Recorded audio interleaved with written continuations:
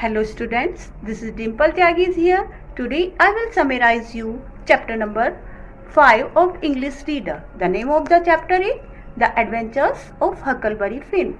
It is written by Samuel Langhorne Cleman, better known by his pen name Mark Twain. He was an American writer. He is widely regarded as one of the most important American writers of all time.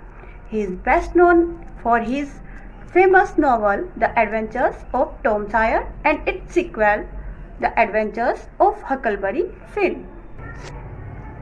Huckleberry Huck Finn is a boy of around 13 or 14 years who lives in St. Petersburg, Missouri with a cruel father, Pap.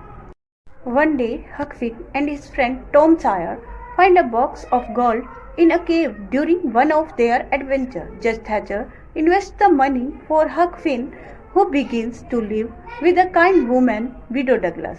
She tries to educate him and teach him about right and wrong. However, Huck does not like this kind of a life and ultimately flees from her home. One day, Pap meets him, wanting to extract some money out of him. When he cannot get this way, Pap kidnaps him and takes him to his cabin in the woods. One day, when Pap is away, Huck fakes his own death and escapes from the cabin. Then Huck hid on Jackson Island, about 12 miles downriver, and he set up a camp on the island. For a few days, he really loved his freedom, but after some time, he started to wish he had some company. One day, he met Jim, but Jim was afraid to see him. He thought him a ghost of Huck. Later, Huck convinced him that he was not dead, he is alive. He had faked his death and asked Jim why he had run away. He had a family and Miss Watson treated him well. Jim said that Miss Watson wanted to sell him downriver in New Orleans for $800. That's why he ran off. His plan was to swim across the river to Illinois, which was a free state, but it was too far, so he settled for the island. Jim was afraid that Huck would tell someone where he was. He said he would not tell anyone about Jim, and they swore an oath to keep each other's secret. This worried Huck. It looked like rain, so they moved into a cave Jim had found.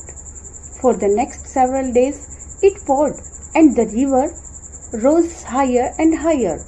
When the rain finally stopped, they found the river filled with debris from the flooding. They captured a good-sized raft of logs, and as they were tying it up, a whole house came floating by. They paddled out to it in the canoe.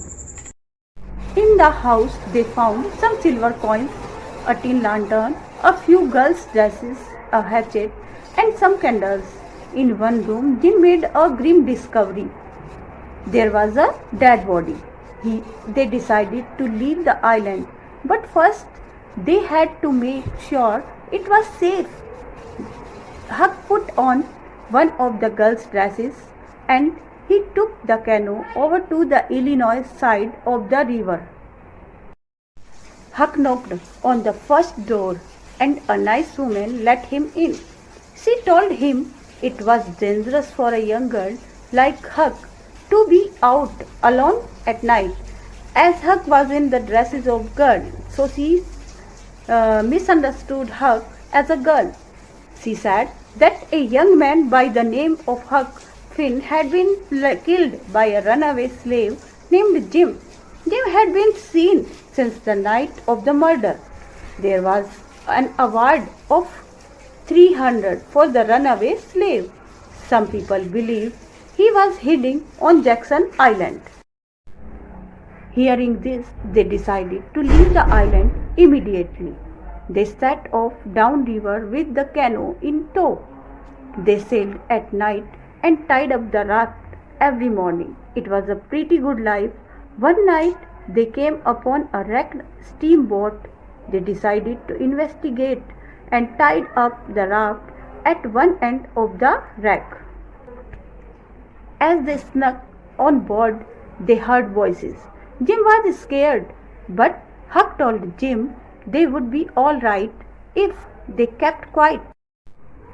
But they nearly got caught and only just managed to get away.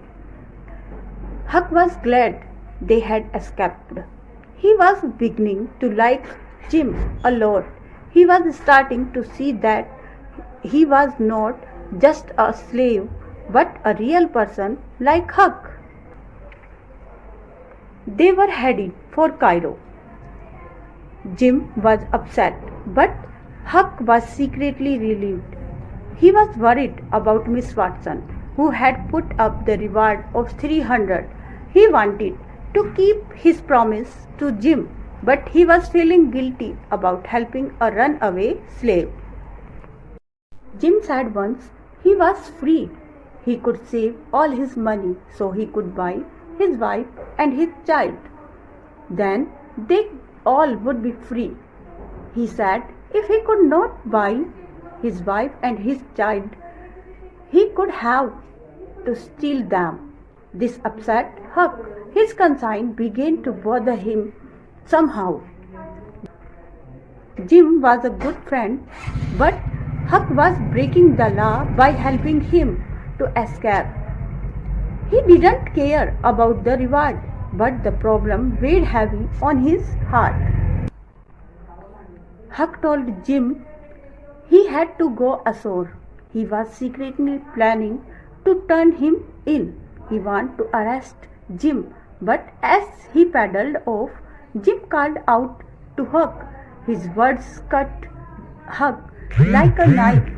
Jim said, Huck, you are my best friend. You are the only white man who ever kept a promise to him.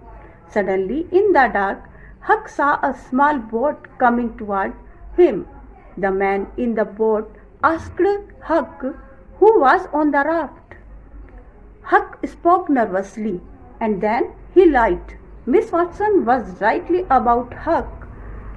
He was a liar. Slave. Suddenly, a steamboat appeared through the fog, and the next thing, the Huck and Jim fell into the water. He swam for shore and walked quite a way before he found a house.